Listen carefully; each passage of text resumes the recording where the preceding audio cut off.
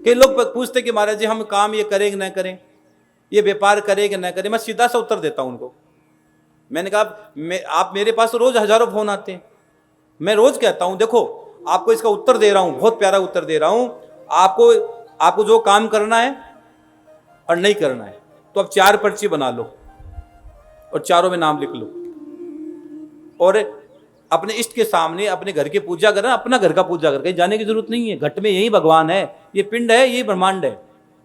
उस ब्रह्मांड में परमात्मा है तो इसी ब्रह्मांड में परमात्मा है, इसी पिंड में परमात्मा है। तो मैंने कहा 4 पर्ची बना लो, ठाकुर जी के सामने रख दो, और एक दिन नहीं 7 दिन तक पड़ी रहने दो। वापस जिस दिन आपने पर्ची बना के रखी है उसी दिन उसी समय वापस पर्ची को उठाओ। जैसे आज आपने 11:15 बजे पर्ची बना के रखी, अभी क्या टाइम हुआ है? अभी मान लो 8:08 हुए हैं। अभी क्या टाइम हुआ है? 8:08 हुआ है। तो 8:08 पर अगर आपने 4 पर्ची बना के रखी, वार कौन सा आज है? बुधवार, गणेश जी का वार है।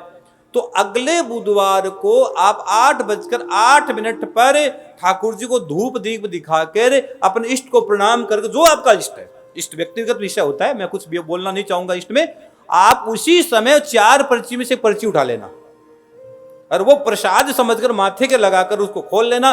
जो उसमें लिखा है वो काम करना, आपका सब काम पार है। आपका वो काम, अरे कहीं जाने की जरूरत नहीं है यार,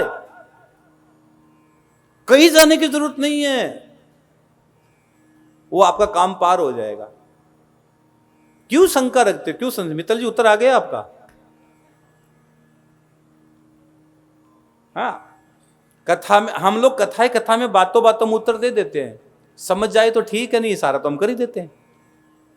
प्रश्न बहुत होते हैं, लेकिन ये सारे में हम बहुत उत्तर दे देते हैं, बहुत सी बातें कह देते हैं।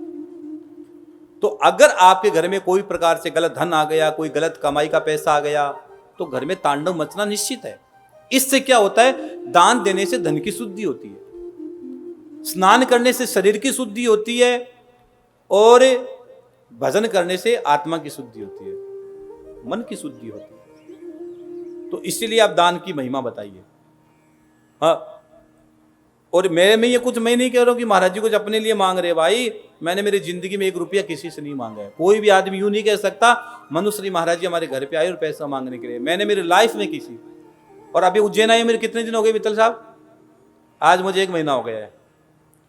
1 महीने में मैं किसी घर नहीं गया हूं आचार्य, मैं 1 महीने में कहीं नहीं गया हूं, किसी से 1 रुपया नहीं मांगने गया हूं, क्यों? मुझे मेरे परमात्मा पर भरोसा है, मुझे मेरे मालिक पर भरोसा है, मुझे मेरे इष्ट पर भरोसा है। लोग कहते हैं महाराज जी किस पे खेलते हो आप? इष्ट पर खेलते हैं यार, अपने इष्ट पर खेलते हैं, अपने गुरु गोविंद की कृपा पर खेलते हैं, उसमें क्या बड़ी बात है? हाँ, और ये काम धन से नहीं होता, ये काम तो कृपा से होता है, कृपा से होता है।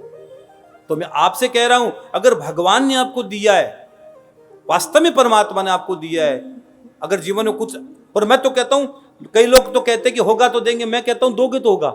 मेरा मामला थोड़ा उल्टा है।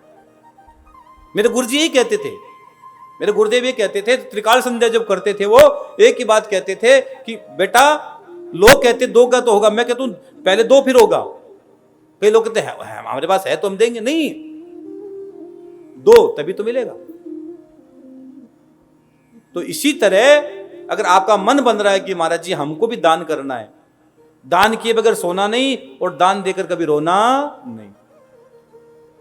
अगर मन में कोई दान का संकल्प उठता हो तो दान जरूर करना चाहिए। और सबसे अच्छी दान की बात बताऊं, भूमि दान, और एक मंदिर बना देना हो भाई।